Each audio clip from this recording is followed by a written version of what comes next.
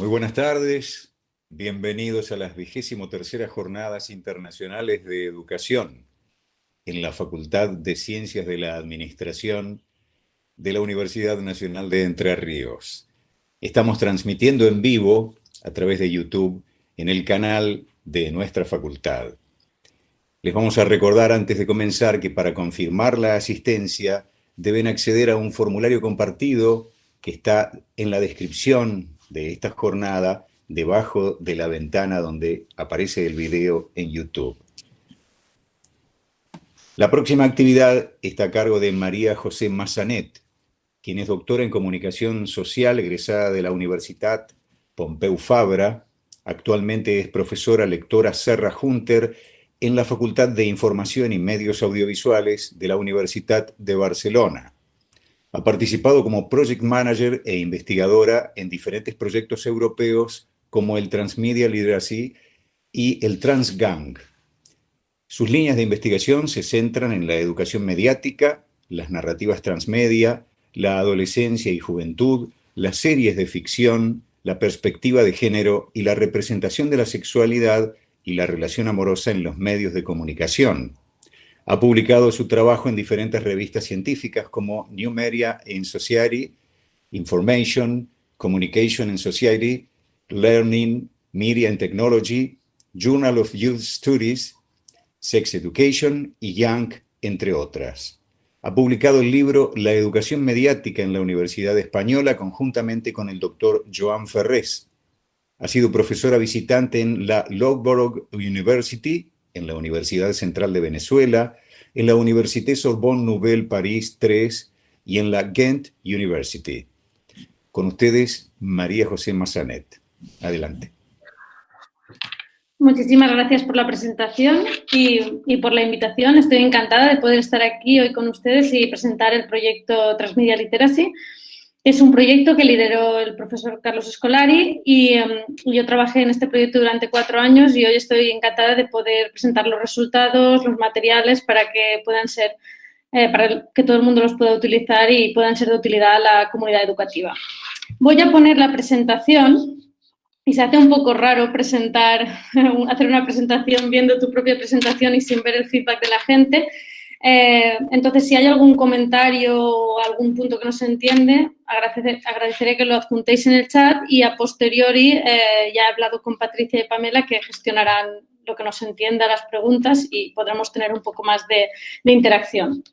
Ahora compartiré la pantalla y con la presentación. Genial.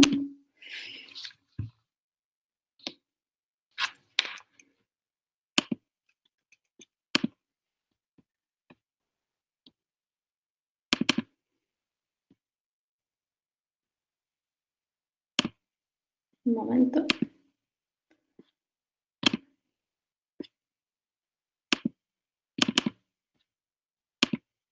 Vale, supongo que ahora la podéis ver, ¿no? Sí, perfecto, María José. Vale, perfecto.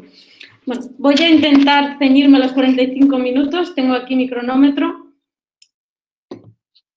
Y, bueno, un poco el proyecto que voy a presentar hoy es el Transmedia Literacy, que es un proyecto europeo y español, porque tuvo financiamiento de la Comisión Europea y también del Ministerio de Universidad Española. Y es un proyecto que trata de analizar las competencias transmedia y las estrategias de aprendizaje informal de los adolescentes, con el objetivo de introducir todo esto en el contexto formal. Para empezar, he pensado que sería importante preguntarnos de dónde viene este proyecto, ¿no? A pesar de ser un proyecto que viene de la educación mediática más tradicional o se alimenta de ella para crecer y nacer, es un proyecto que después busca otra línea de trabajo. Si la educación mediática más tradicional, aquella que nació en los años 60, lo que buscaba era entender los supuestos efectos negativos de los medios, ¿no? Comprender aquellos efectos que podían ser nocivos y dar herramientas a la sociedad para hacer frente a estos posibles o supuestos efectos negativos, lo que busca Transmedia Literacy es otra cosa, ¿no? La educación mediática más tradicional era aquella que entendía la llegada de los nuevos medios desde el cuidado, desde ser precavidos, ¿no? Desde formar a los jóvenes y a los adolescentes para hacer frente a estos medios, darles herramientas para hacer frente también a los medios, capacitarlos para ver la televisión, para escuchar la radio, para entender de manera crítica los mensajes y tener una actitud crítica con ellos. Esto, que era lo que hacía la educación mediática tradicional, que era enseñar a interpretar críticamente los mensajes de los medios, es esencial y en nuestro proyecto no renegamos de ello, sino que lo trabajamos también y partimos de este punto de partida. Partimos de ello y de la idea también de que los adolescentes y los jóvenes están creando contenido, ¿no? O sea, que una cosa es darles herramientas a los jóvenes para que hagan frente a los medios, para que sean críticos con ellos, para que puedan convivir con ellos de la mejor manera posible.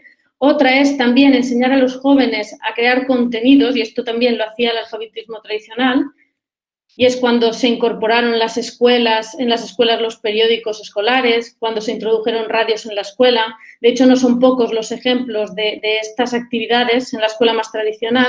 Esto sería la educación mediática más tradicional y otra sería la transmedia literacy, que ahora pasaremos. De hecho, desde los años 60, desde que se introdujo el concepto y se empezó a popularizar, ha tenido un crecimiento exponencial el número de investigaciones, proyectos, iniciativas relacionadas con la educación mediática tradicional, ¿no? No son pocos los contextos en los que se ha explorado todo aquello que los adolescentes y jóvenes debían saber para poder convivir con los medios de la manera más óptima posible, ¿no?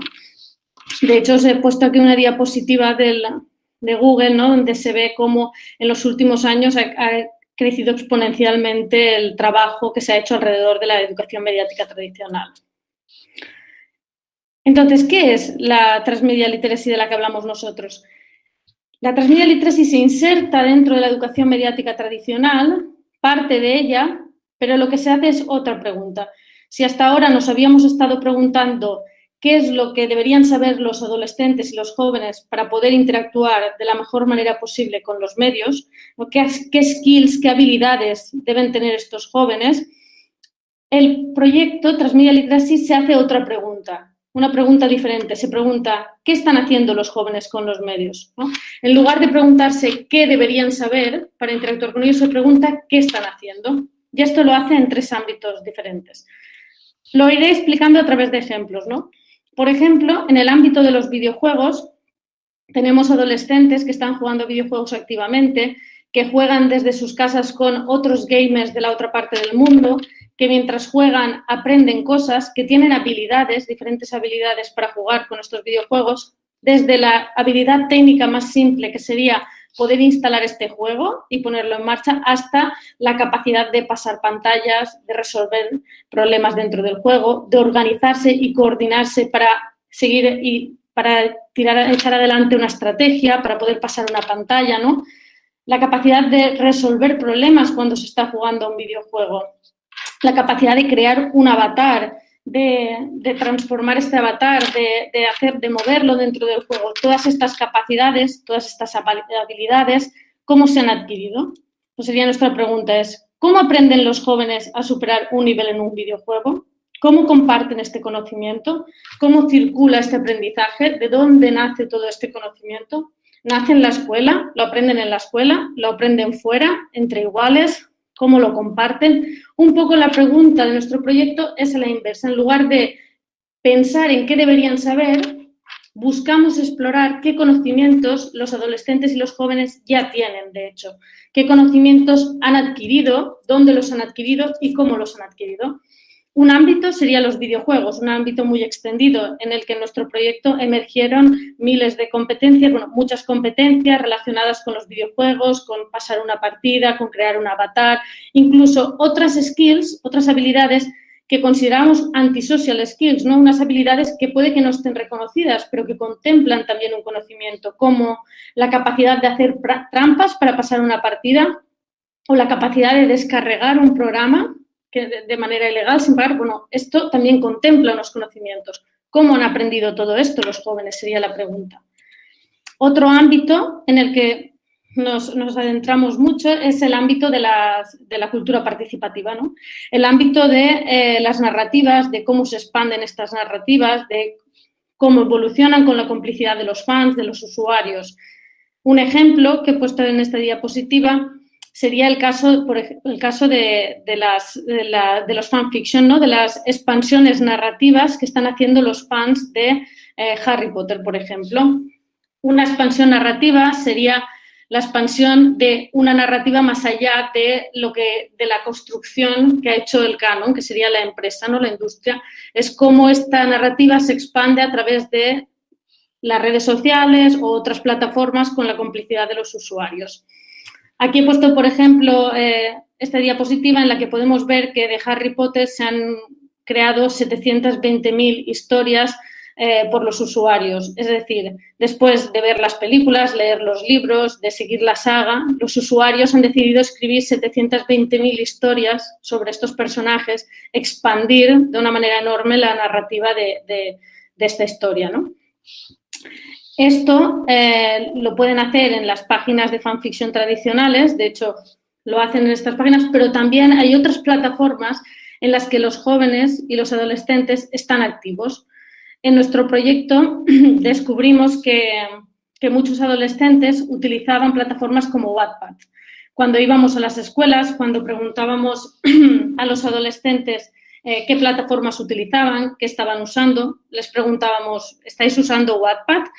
Y muchos adolescentes afirmaban que igual no estaban creando historias, no eran creadores de contenido, pero sí leían mucho a través de Wattpad.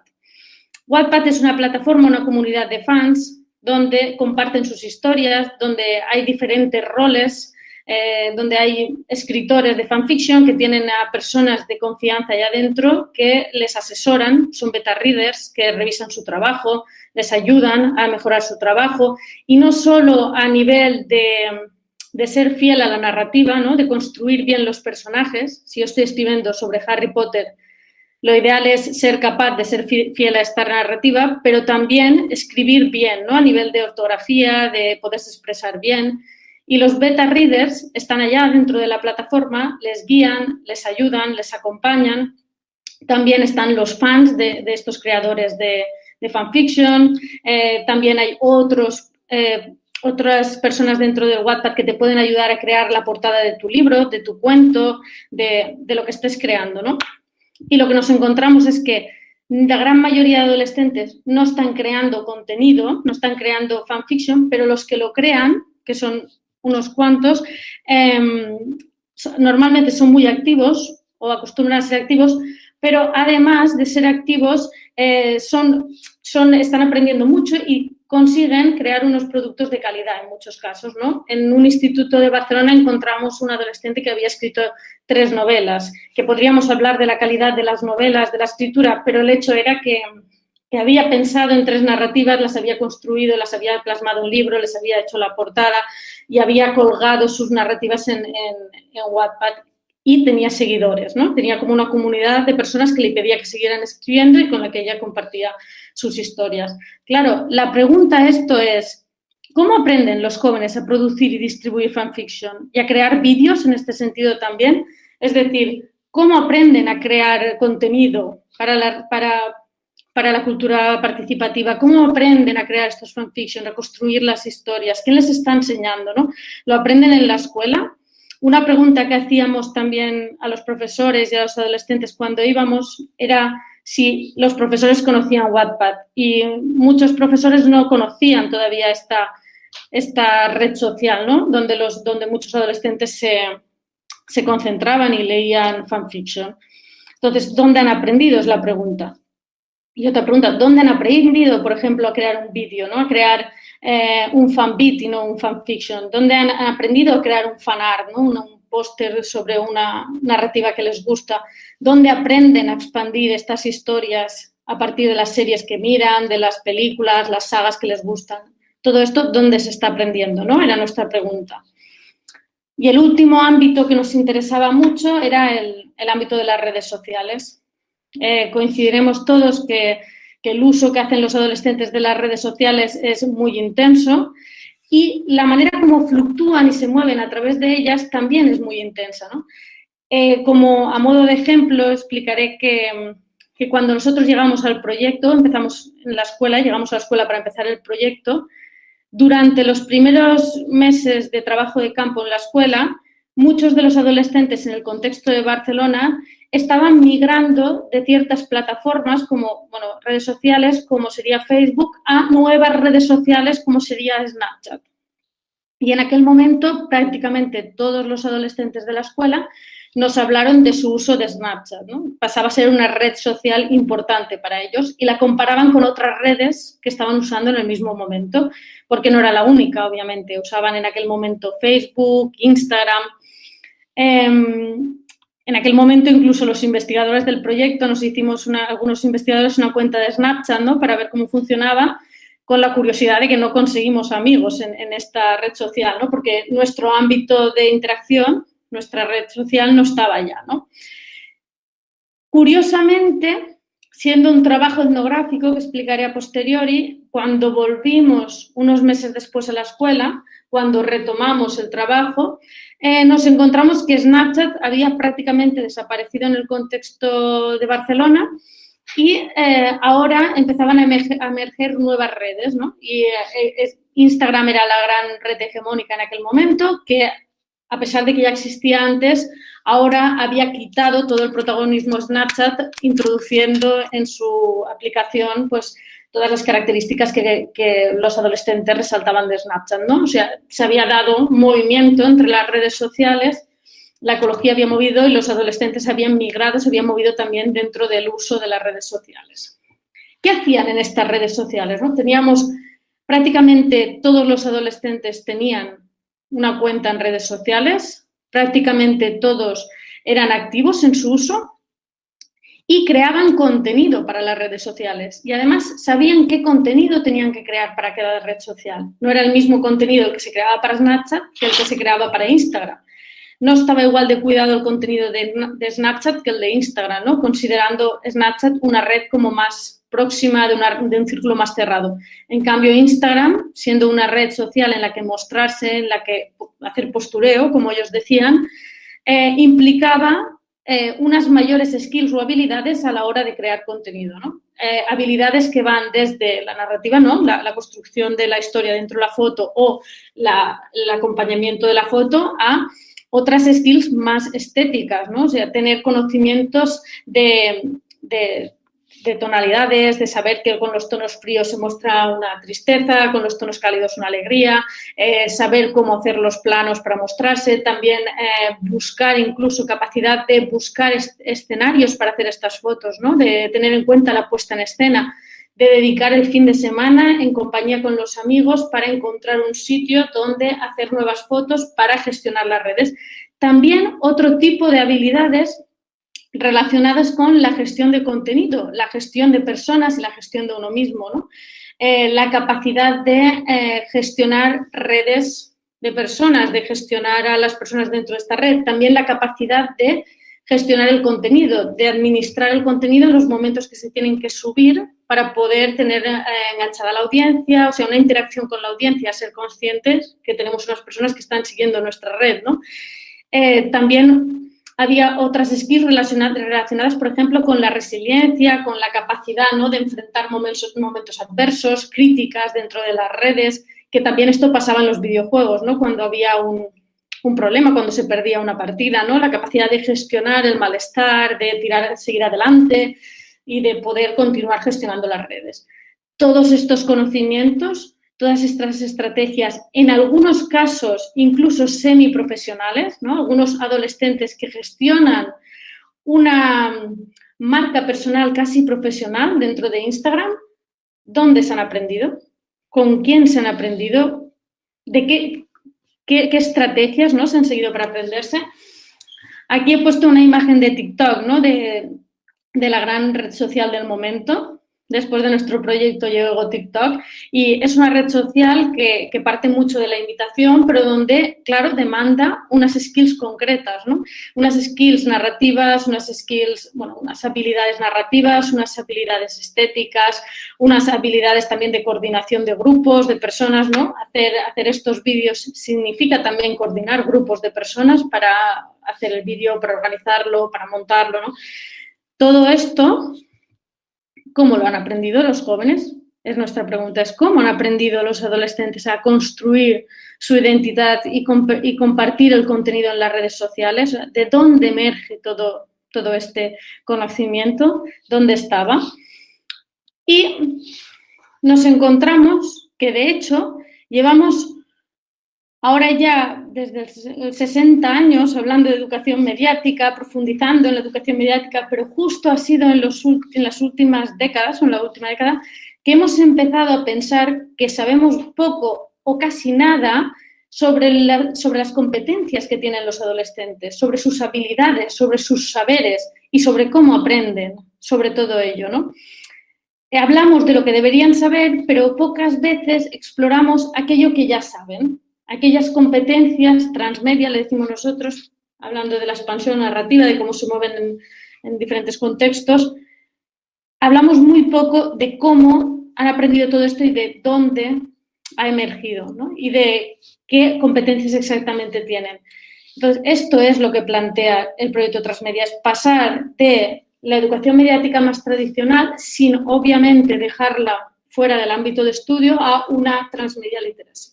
Si llevamos tantos años explorando qué deberían saber los adolescentes para no ser vulnerables a los medios, y seguramente ahora es más necesario que nunca seguir explorando esto, hablando de fake news, de pandemia, de aislamiento de jóvenes, si seguramente ahora esto es totalmente necesario, también es muy necesario darle la vuelta a la moneda y explorar qué saben los adolescentes, intentar dar valor y aprovechar a estos conocimientos que ya tienen. Esto es lo que propone el presente proyecto. No reniega ni deja de lado la educación mediática tradicional, sino que es otra vía que se debía explorar y hasta ahora no se había estado haciendo. Y eso es lo que hicimos con nuestros proyectos. De hecho, se trata de dos proyectos. Un proyecto europeo, que son más de 25 investigadores de 8 países, en los que está Colombia, Uruguay, Portugal, España, Italia, Finlandia, Inglaterra y Australia. Y después, paralelamente, un proyecto español más pequeño en el que hay 5 comunidades autónomas de España. Son dos proyectos que avanzan conjuntamente y se preguntan lo mismo. Exactamente. Van en la misma línea en dos contextos geográficos diferentes. ¿Qué se preguntan estos proyectos? La primera pregunta es, ¿qué hacen los adolescentes con los medios? Una pregunta sencilla, pero que no había estado tan explorada hasta el momento, ¿no? ¿Para qué queremos saberlo? Porque queremos construir un mapa de las competencias transmedia que tienen los adolescentes. Esto no quiere decir que lo que vayamos a construir es las competencias que tienen todos los adolescentes, pero queremos explorar cómo se mueven los adolescentes dentro de los medios, en el entorno mediático, cómo se mueven aquí y qué es lo que están aprendiendo, qué habilidades tienen. Y la segunda pregunta es, ¿cómo han aprendido todo esto? ¿En qué entornos, con quién y qué formas de aprendizaje? ¿A través de la imitación? A través del hacer, del learning by doing, ¿cómo están aprendiendo, ¿no? ¿Qué estrategias de aprendizaje informal están desarrollando los adolescentes para aprender sobre todo esto? Y la última pregunta, quizás la más importante de todas, o la que puede tener más incidencia en la sociedad, la que puede ayudarnos más a todos, es ¿cómo podemos aprovechar todos estos aprendizajes en el aula? Es decir, ¿cómo podemos coger todo este aprendizaje, todo este mundo de competencias transmedia que está teniendo lugar mayoritariamente fuera del aula, en contextos informales, en las habitaciones, con jóvenes de dos partes del mundo diferentes, jugando a un videojuego, colaborando? ¿Cómo podemos aprovechar todo esto que están aprendiendo en el contexto formal del aula? Es decir, ¿cómo podemos convertir el aprendizaje de competencias transmedia que ha tenido lugar de manera informal en aprendizaje dentro del aula de manera formal? ¿Cómo podemos aprovechar todo eso? Sería la pregunta. Y lo hacemos trabajando en los 3 ámbitos. A la hora de explorar qué saben los adolescentes con los medios, pensamos que lo mejor era seguir explorando estas 3 líneas que he comentado anteriormente y que han servido como ejemplo. Es decir, seguir explorando el ámbito videolúdico, el ámbito de los videojuegos, la cooperación, la coordinación de partidas, las skills más performativas relacionadas con pasar un videojuego, las skills también de autogestión, como decíamos antes, de resiliencia, de gestión de emociones. Todas estas serían un ámbito. Explorar, por otra parte, todas las skills relacionadas con la cultura participativa, la creación de vídeos, fanfiction, fanart, toda la expansión de narrativas canónicas a través del fandom, ¿no? Y cómo estas dos dialogan, ¿no? Porque nos encontramos que el ámbito videolúdico dialoga profundamente con el ámbito de la cultura participativa, con la creación de contenido, ¿no? Porque tenemos adolescentes realmente activos creando vídeos para YouTube, ¿no? Son gamers que hacen gameplays, que crean vídeos para YouTube sobre sus experiencias y sus juegos.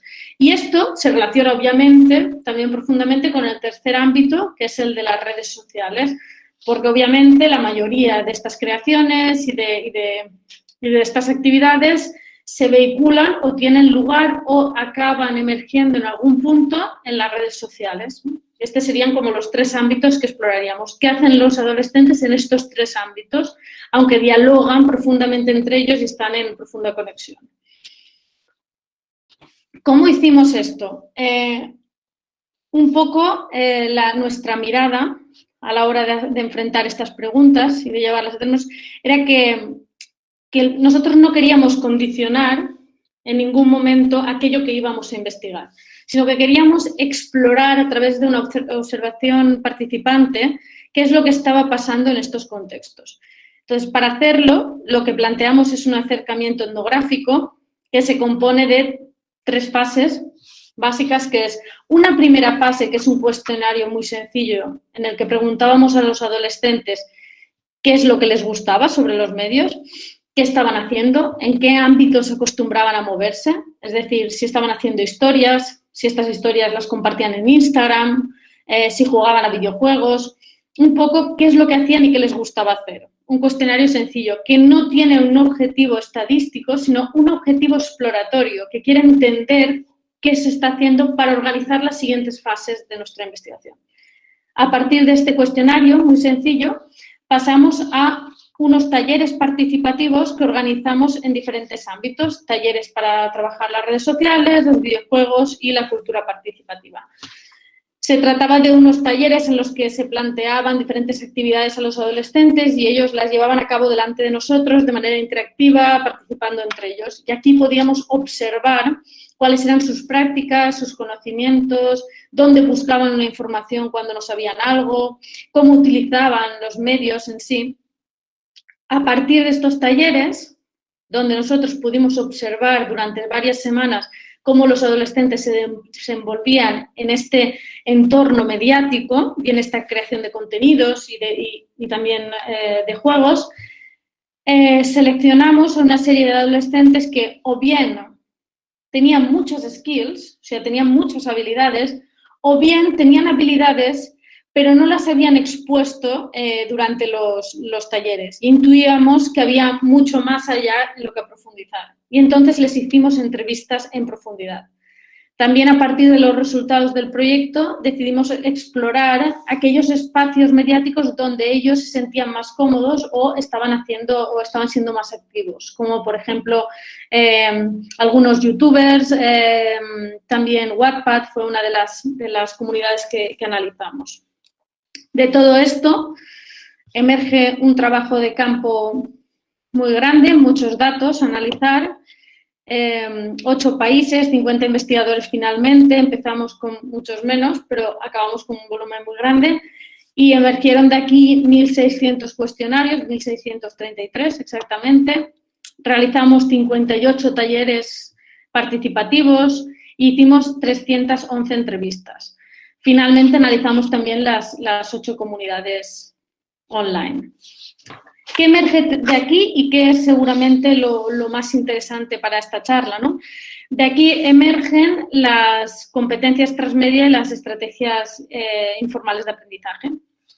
Dividimos las competencias que observamos, las habilidades que observamos, en 9 áreas. Una de las áreas más prolíferas o una de las más populares era la de la producción, donde observamos que la mayoría de adolescentes producen contenido para los medios, ya sea un contenido como muy básico hasta un contenido semiprofesional, ¿no? Podemos encontrar que el abanico es enorme. El abanico va desde adolescentes que crean fotos para redes sociales muy próximas o cerradas, que les podríamos decir como WhatsApp, donde solo podrán acceder a esta imagen aquellos vínculos cercanos, más próximos, a adolescentes que tienen 3.000 seguidores en las redes sociales como Instagram y crean para una audiencia más amplia y, por lo tanto, crean de una manera mucho más profesional, ¿no? Entonces, encontramos desde adolescentes que hacen una foto sin pensar en el ángulo, sin pensar en el plano, o sea, una foto espontánea de un momento y la comparten con círculos cercanos, a adolescentes que están utilizando programas como Photoshop o para montar vídeos más Premiere o Final Cut, programas semiprofesionales que podías aprender en una universidad de comunicación audiovisual y que, de hecho, están adquiriendo competencias que se exigirían en una universidad de comunicación audiovisual al acabar los estudios, ¿no? Como la gestión de la audiencia o ser consciente de que tenemos esta audiencia, la gestión del contenido, el engagement, ¿no? Todas estas skills las están desarrollando.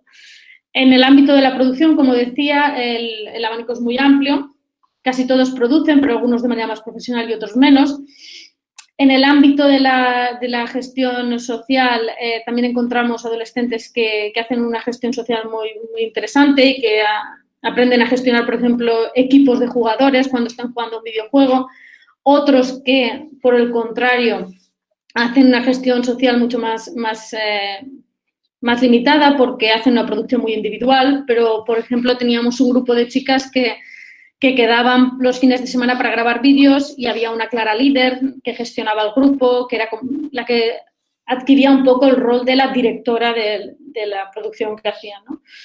Tenemos también el tema de las habilidades de gestión individual, del management individual, que era lo que comentaba antes, ¿no? Las capacidades de gestionarse a uno mismo, de gestionar las emociones, la resiliencia, de hacer frente a las situaciones adversas en los medios, a la crítica, ¿no? A la exposición de uno mismo. Después encontrábamos competencias relacionadas con la gestión de contenidos. Encontramos adolescentes que tienen muchas habilidades en este sentido, habilidades para organizar el contenido, ¿no? que están gestionando en las redes sociales, para prepararlo, para administrarlo, para dosificarlo durante la semana, para tener diferente contenido diferentes días, ¿no? Prepararlo para que se lance solo en las redes sociales, ¿no? Y estén activas continuamente. Después encontramos, por ejemplo, algunos adolescentes, aunque muchos menos, que tienen habilidades relacionadas con los medios y la tecnología, ¿no? Encontramos adolescentes que son capaces de desmontar un ordenador, volverlo a montar, o sea, unas habilidades muy técnicas, que son capaces de conocer, una habilidad no tan técnica, conocer las estructuras mediáticas y debatir sobre ellas, entender cómo funcionan los conglomerados mediáticos, por ejemplo. Es que son adolescentes que entienden, por otra parte, cómo funcionan las herramientas de las redes sociales de diferentes y saben compararlas, extraer los beneficios de una y no de la otra, ¿no? Que tienen conocimientos técnicos de diferentes redes. Encontramos diferentes competencias en este ámbito. Otro ámbito que, curiosamente, es el ámbito clásico de la educación mediática, que sería la ideología y la ética, lo que es esta capacidad, ¿no? De crear personas críticas para ser críticas con los medios. Nos encontramos que es uno de los ámbitos, de hecho, en el que menos competencias hay, ¿no? O sea, uno de los ámbitos que se debe seguir trabajando. Por eso decimos, no renegaríamos de la educación mediática tradicional nunca, porque la educación mediática informal por sí sola no cubre todos los ámbitos que hay, ¿no? Por ejemplo, el de la ideología y la ética es uno de los que hemos visto más desamparados, ¿no? Uno de los ámbitos donde los adolescentes mostraban menos skills. no había una gran capacidad crítica frente a, por ejemplo, los aspectos negativos de las redes sociales con las que están trabajando, aunque sí que algunos lo mostraban, no todos tenían esta capacidad crítica. Después también encontramos habilidades narrativas y estéticas. Como comentaba antes, adolescentes que son capaces de crear un fanfiction, de organizar una historia, construir unos personajes muy fieles al canon, a la historia creada por la empresa, por la industria, que tienen habilidades y conocimientos estéticos, conocen el lenguaje audiovisual, saben cómo son los movimientos de cámara, saben describirlos, saben qué significa un primer plano, un plano detalle, qué les está transmitiendo. O sea, pueden discutir sobre estos temas, aunque no son tampoco la mayoría, sino una parte, ¿no? Y después encontramos otra de las skills populares, que serían las performativas, que es las skills relacionadas, las habilidades relacionadas con todo el tema de los videojuegos, ¿no? De pasar una partida, crear un avatar, crear estrategias para seguir adelante en un videojuego, organizarse. Todas estas skills, la verdad es que hay un sector de adolescentes que las han desarrollado mucho y tienen muchas habilidades. Y por último, hay también habilidades relacionadas con la prevención de riesgos. Es decir, habilidades relacionadas con no compartir una contraseña, con no entrar a ciertos foros por los peligros que pueden acarrear, o ser consciente de que también puede haber ciertos peligros en la interacción mediática, ¿no? en el entorno mediático.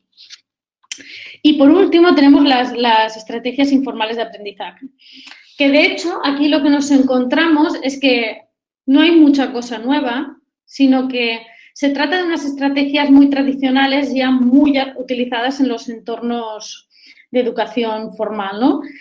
Por ejemplo, el learning by doing, aprender haciendo, el problem solving, solucionar problemas, imitación, aprender jugando, aprender evaluando o aprender enseñando.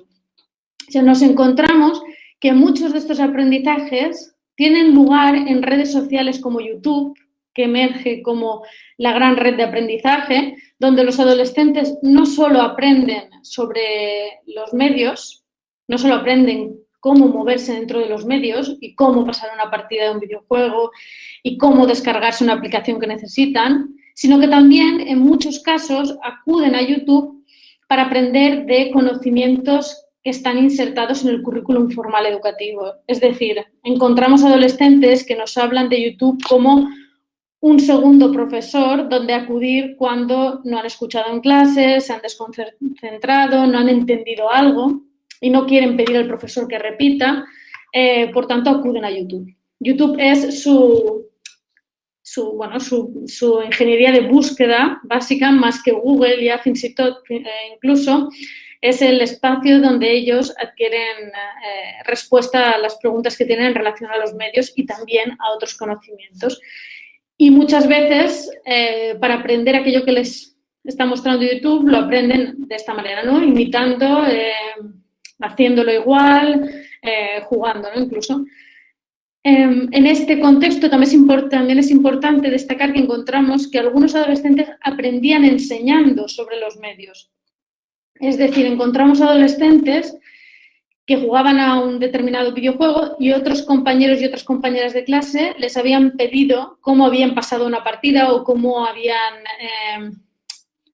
habían conseguido dinero en un juego, cómo habían hecho. Y estos adolescentes, en lugar de explicarlo en clase de cara a cara, ¿no? O sea, en presencial, lo que se les habían hecho es un vídeo de YouTube explicando, mostrando cómo habían pasado aquella partida o cómo habían hecho. O sea, habían utilizado la misma estrategia que los influencers, que aquellas personas a las que seguían para aprender ellos habían utilizado la misma estrategia. Y curiosamente, haciendo esto, habían aprendido, ¿no? Habían interiorizado de otra manera cómo podían pasar la partida. Este es el mapa que nos encontramos en ese momento. Este es el mapa que nos encontramos en este momento. Y lo que vemos es que es muy complejo y muy desigual, ¿no? Hay adolescentes que tienen muchísimas competencias de producción, pero ninguna competencia de prevención de riesgos. Adolescentes que tienen muchísimas competencias de videojuegos, pero ninguna competencia en relación, por ejemplo, a la ideología y la ética o a la gestión de contenido. O sea, nos encontramos que es una topografía muy desigual y, por lo tanto, que requiere o pide una complementariedad de la escuela, ¿no? Para trabajar aquellas partes que algunos adolescentes no están trabajando y otros sí, ¿no?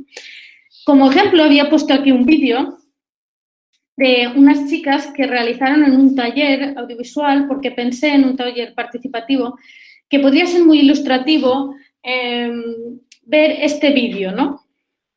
Ver este vídeo y ver cómo habían creado una narrativa de terror, en este caso, en 4 horas de un taller, sin nuestro apoyo en ningún punto técnico o narrativo, sino que nosotros simplemente les dijimos, ¿por qué no creáis alguna cosa? Y crearon este vídeo. Y yo creo que ilustra muy bien pues estas capacidades que tienen algunos adolescentes para crear contenido. Os lo pongo.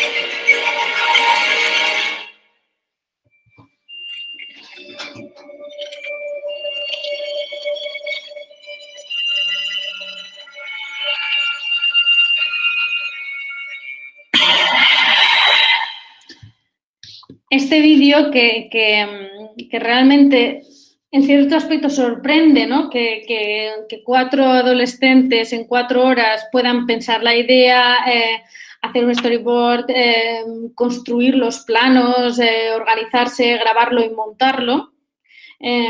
Está hecho a través de una aplicación que es el iMovie, que te da como unas plantillas que ya te ayudan mucho a construir todo esto, ¿no? Pero realmente se pueden ver unas habilidades, conocer los géneros, ¿no? Unos conocimientos, conocer cómo funciona el género, cuáles son los aspectos que definen el género de terror, conocer que los planos deben ser fríos, que se acelera el ritmo, que hay fueras de campo, ¿no? Que hay cosas que no vemos. Todo eso, de manera inconsciente, sin ellas poder verbalizar que lo saben, hay un conocimiento allá, que estaba quedando como que nosotros no podríamos haber descubierto si no hubiéramos visto cómo creaban estos vídeos y no hubiéramos seguido todo el proceso. Quedaba invisibilizado si solo hablábamos con ellas, pero a través del trabajo de campo, la observación, los talleres, emerge todo este conocimiento al que ellas no estaban poniendo palabras, ¿no? Pero está allá. Os mostraría unos vídeos de cómo crean este contenido, pero como vamos justos de tiempo y prefiero que lleguemos a las preguntas, seguiré y así cerraré la presentación, pero os diré que en estos vídeos se ve cómo graban y montan los vídeos de manera muy intuitiva, o sea, mucho más intuitiva de lo que lo haríamos en la Facultad de Comunicación en algunos casos. Graban el plano y lo montan en el acto, no esperan a grabar todo y a montar, sino que graban y montan, y es un proceso en el que observas que hay un aprendizaje, que hay un saber hacer, que hay unos conocimientos, ¿no? Entonces, ¿para qué sirve todo esto? Sería la pregunta final, ¿no? Del proyecto, que sería la pregunta que ya hemos detectado las competencias, hemos detectado los aprendizajes, las maneras de aprender, vale, ¿y todo esto cómo lo podemos usar? Bueno, nuestra propuesta es, y lo que hemos creado es, un kit de profesores, coger todos estos aprendizajes, todos estos conocimientos y introducirlos en el aula. Si la educación mediática tradicional, en cierto modo, demandaba que el profesor fuera la fuente de conocimiento que enseñaba a los adolescentes a ser críticos con los medios, nosotros lo que proponemos es que el profesor no necesita saber todo esto que saben los adolescentes, porque el conocimiento ya lo tienen ellos. Por tanto, ¿por qué no utilizar todo este conocimiento? ¿Por qué no integrarlo en el aula? Os pongo un ejemplo, porque siempre pienso que es mucho más fácil, que es cuando acabamos el proyecto para crear estas dinámicas, ¿no? Para aprovechar todas estas competencias, se propuso la creación del kit del profesor, que es lo que os enseñaré ahora, que es un kit con fichas didácticas para utilizar en el aula para aprovechar todos estos conocimientos, ¿no? Las primeras fichas que preparamos para este kit estuvieron muy centradas en YouTube, en aquello que vimos que era más popular, ¿no? Entonces, una propuesta que hicimos fue, en una clase de ciencia, propusimos al profesor hacer una actividad que era explicarles un experimento y pedirles a los estudiantes que ahora crearan ellos un vídeo de YouTube, como si fueran youtubers, un vídeo de YouTube explicando este experimento a los estudiantes más jóvenes de la escuela. Es decir, los adolescentes tenían que crear vídeos para los más pequeños explicando este experimento de ciencia que estaban haciendo en clase. Entonces, cuando empezaron a hacer la actividad, primero que vimos que se motivaban mucho, ¿no? Que aquí hay un importante tema, ¿no? Para motivar la educación, estaban haciendo cosas que les interesaban, ¿no? Y después lo que descubrimos es que a la hora de hacer estos vídeos, los propios adolescentes se dieron cuenta que no habían entendido partes del experimento, que no habían interiorizado, por tanto, tenían que descubrir cómo era el experimento, volver a la teoría para poder explicarla a los más jóvenes. Entonces, aquí aplicábamos aquello que nos habían explicado los jóvenes que hacían en YouTube, que eran enseñar a sus compañeros a través de el teaching, a través de YouTube. Y lo aplicamos con contenidos del aula, ¿no? O sea, no hizo falta enseñarles a hacer un vídeo de YouTube, no hizo falta enseñarles a montarlo, porque ya había adolescentes que sabían hacer eso en el aula. Por tanto, ellos lideraban estas partes. Entonces, el profesor guiaba, resolvía las dudas que tenían sobre el experimento, pero no tuvo que resolver ninguna duda sobre estos materiales. Al acabar, sobre la creación de los materiales, perdón. Al acabar la sesión, lo que nos encontramos es unos adolescentes que en 2 sesiones de clase han creado unos materiales para los estudiantes más pequeños de la escuela, que de hecho son de utilidad, ¿no? Y al mismo tiempo han aprendido bien a hacer el experimento, han interiorizado los pasos del experimento porque lo habían de explicar mientras lo realizaban. Por tanto, para enseñar, primero hay que aprender, ¿no? Este sería un ejemplo, hay muchos más, ¿no? Por ejemplo, hicimos otros talleres de expansiones narrativas en las que el profesor les preguntaba o la profesora sobre la última serie que habían visto y entonces proponía expandir esta historia a través de diferentes medios, con vídeos, con escritura. Una compañera del proyecto trabajó toda esta expansión narrativa, Noemi Lugo, de México, a través del Quijote, ¿no? Una narración, una obra que los alumnos rechazaban mucho, se pudo trabajar a través de las expansiones narrativas de una manera que los adolescentes empezaron a cambiar su perspectiva hacia la obra, empezaron a releerla para entenderla y poder expandir las historias y al acabar la clase dijeron, bueno, no me gustaba, pero al menos ahora he como sintonizado un poco, ¿no? con el Quijote. Todo esto está en nuestra web y es de manera abierta. Ahora al final os enseñaré la web en un segundo. En nuestra web tenemos un libro blanco con algunas tips, algunos puntos para saber cómo hacer y después unos libros que contienen todas las skills que hemos extraído y un número determinado de fichas para aplicarlas en el aula, 20 fichas. Asimismo, creamos un canal de YouTube porque no tenía mucho sentido hablar tanto de YouTube y no incorporar esta herramienta para trabajar en el proyecto, donde explicamos cómo introducir todo esto en el aula, donde incluso también mostramos algunas de estas actividades didácticas, cómo las aplicamos en el aula. Entonces, en el acto se puede seguir el vídeo y saber cómo hacerlo, ¿no? Como ejemplo, el canal de YouTube está en abierto también y es de acceso para todos. Y para terminar, de manera muy, muy rápida, hago 7 tweets. Cuando hacemos nuestro proyecto, obviamente muchas personas pensarán, bueno, todo visto desde una mirada muy positiva, ¿no? De extraer, de dar valor, de ver aquello que hacen los adolescentes, de reconocer lo que hacen y eso sí, eso está en nuestro proyecto. Pero no es un proyecto naif, porque es un proyecto que nace ya con la idea de que no existen los nativos digitales. El panorama es extremadamente complejo y cambiante. Hay adolescentes que saben mucho de una cosa y nada de otra. Por tanto, como dice Dana Boyd, it's complicated. Es muy complicado el panorama mediático y necesita una revisión continua el uso que hacen los adolescentes de los medios. El cambio de una red a otra demuestra esto, ¿no?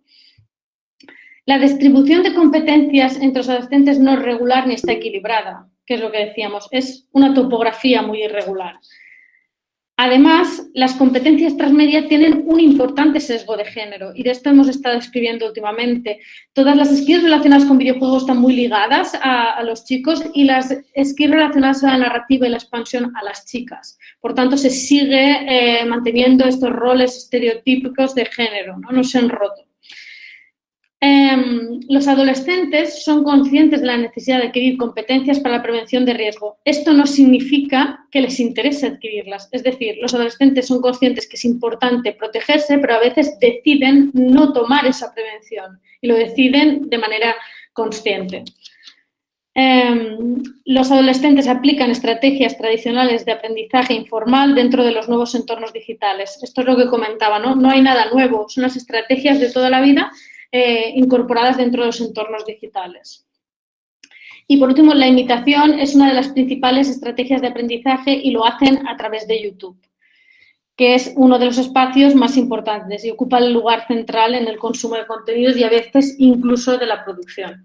Esto es un poco el proyecto. Aquí está una imagen de la web que la podría enseñar después si queréis. Es totalmente abierta. Y aquí la última diapositiva.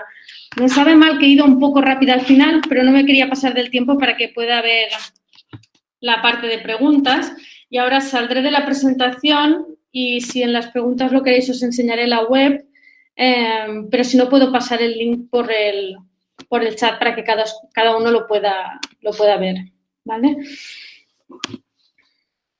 Bueno, muchas gracias, María José. Muy interesante la investigación y el relevamiento que ustedes hicieron, ¿sí?, sobre las competencias transmedias en los jóvenes, que la verdad que es un tema que a nosotros como docentes en general y de la universidad también nos convoca muchísimo.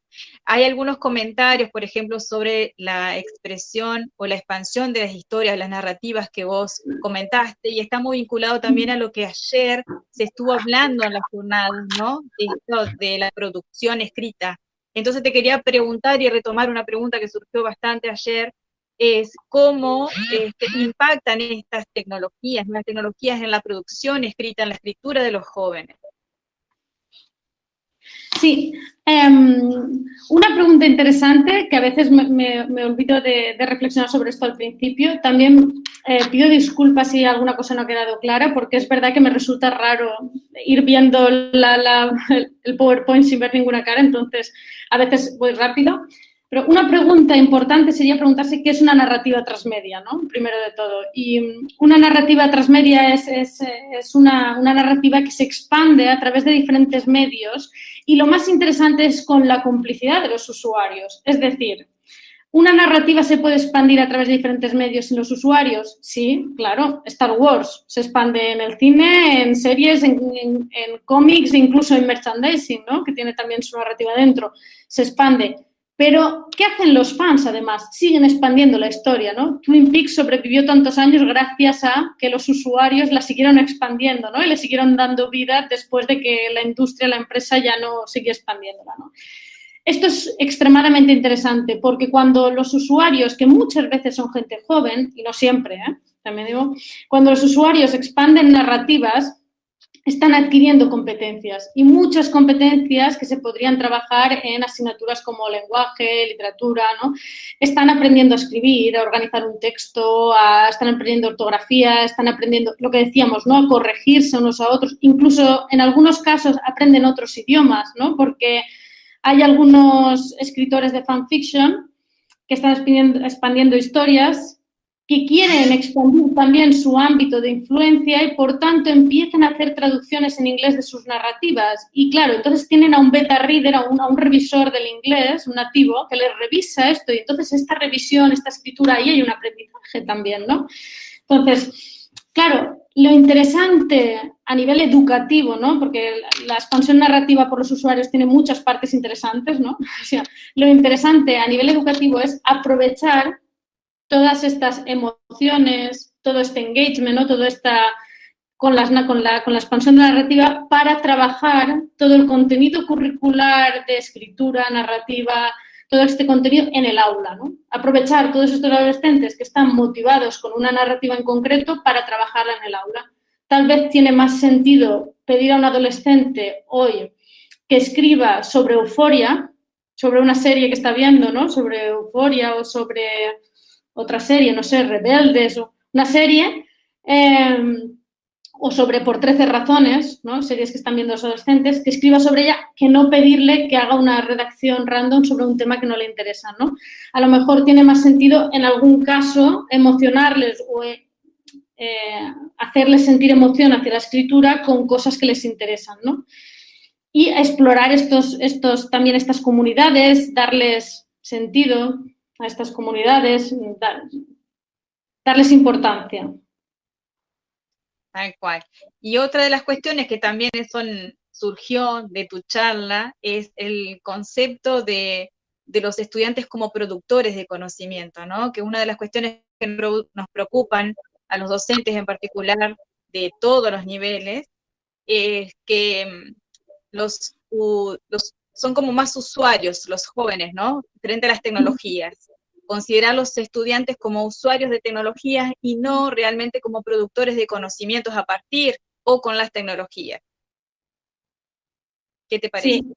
Sí, lo interesante de dar valor, ¿no? a los conocimientos es que una de las cosas que más preocupaba al profesorado en general relacionado con la educación mediática es incorporar algo más a su gran tarea docente, ¿no? Ya tenemos 1000 cosas que hacer al día. Los docentes están colapsados, ¿no? De cursos, de ahora incorporemos la perspectiva de género, incorporemos este tema, y ahora los medios tan cambiantes, entornos sumamente complejos, ecologías donde entran nuevas especies continuamente, ¿no? Donde entra TikTok, sale. ¿Y cómo va un profesor a estar actualizado con todo esto? Una profesora, ¿y qué tiempo dispone, ¿no? para adquirir todos estos conocimientos y estar al día, ¿no? Entonces, de aquí, la idea del proyecto es que ellos tienen conocimientos, démosle valor, rompamos esta dinámica de todo lo debe saber el profesor. Tú sabes los conocimientos del currículum, tú tienes todo este conocimiento que debes trasladarlo, ¿no? Ahora hay nuevas formas de enseñar este conocimiento y puedes aprovechar el conocimiento de los estudiantes. Esto a mí me pasa cada día en la Facultad de Comunicación. Quiero decir, yo doy clases de lenguaje audiovisual y de historia de los modelos, pero no tengo ni idea de edición de vídeo, por ejemplo, y les pongo trabajos prácticos en los que mis alumnos montan vídeos que yo no sabría montar. Pero esto no nos debe acomplejar, porque lo interesante de esto es compartir, ¿no? Enséñanos, ¿no? Cómo usas esta red, cómo la podemos aprovechar en clase. Durante la clase me hacéis 5 tweets que resuman lo que os he explicado hoy, ¿no? La capacidad de sintetizar, una cosa tan sencilla como decirles a los alumnos, prepara 5 tweets de esta clase, ¿no? Y que lo sepan hacer, o trasladar un texto escrito a una imagen de Instagram, ¿no? La capacidad de entender qué te está diciendo esta página de texto y poderla plasmar en una imagen audiovisual, ¿no? Interiorizar el contenido de este texto, entrar en la narrativa y trasladarlo a otro medio, ¿no? Hacer el traslado, o sea, expandir la narrativa. Todo esto no necesito saber hacer fotos, o sea, necesito que el alumno sabe hacerlo, ¿no? O sea, necesito supervisar, acompañar, ayudar a entender el texto. No sé si lo he explicado bien, si se ha entendido. Sí, perfecto. Bueno, no tengo más preguntas, María José. Te agradecemos un montón por tu participación y seguramente nos estaremos conectando por diferentes medios para ampliar. Creo que están apareciendo algunas preguntas. Muy interesante, dice tu investigación, una de las docentes que van a participar también de las charlas. Así que bueno, te agradecemos un montón y seguiremos en contacto si Dios quiere. Muchas gracias por la invitación. Nosotros estamos encantados de que el proyecto llegue al máximo de sobre todo docentes, la verdad, posibles.